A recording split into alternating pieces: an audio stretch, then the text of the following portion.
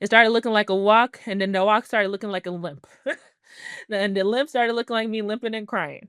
So it got to that point where I just couldn't. We just wrapped up practice. And then as soon as I went home, I woke up the next day and my whole leg had turned purple. I couldn't move it. Oh, I was very concerned. I was very concerned.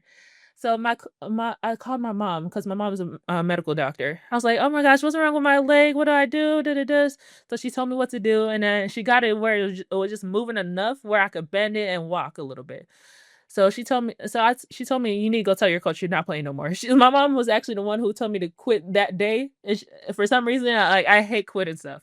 So it took me like months or weeks to not quit because she wanted me to quit that day. She was, I'll be like, oh, okay, I'll do it, I'll do it. But then I'll see my teammates. Then I'll remember all the memories. I'll be like, oh, maybe if I could just try.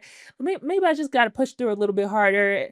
I don't want to leave my teammates. My teammates aren't going to be as happy because I really thrived off my teammates being happy because my teammates, the relationship I had is I used to be the very goofy one, the very outgoing one, the very silly one, and to the point where they never knew what I was going through or any of the struggles I was going through. So they tell me, "Oh my gosh, Dora, I'm so sad. Oh my gosh, Dora, I'm so depressed." But then I'll still motivate them to go through practice every single day. Half the problems they're going through, I was probably going through like times 3, times 4 of them. But they didn't know, and they never really asked because I'm the type of person. If you don't ask me, I'm not going to tell you because I don't like boring people with details.